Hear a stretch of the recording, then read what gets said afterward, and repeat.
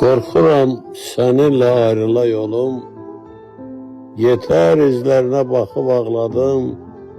Söz ver bundan sonra kurban olum, ne sen beni incit, ne ben ağladım. Ben seni dermiştim bahardan, yazdan, deli divaneydim sendeki nazdan. Ne olur çiçeğim, bu yuvamızdan bir daha ne sen git, ne ben sakladım.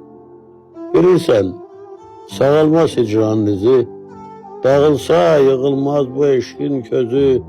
Bir de yalvarıram yüreğimizi, ne sen odlara sal, ne ben dağladım. Hatırla ömrünün yağışlarını, ağır günlerinin sağal daşlarını. Gel bir de küsmeyek gözyaşlarını, ne sen yanağa söz, ne ben çağladım.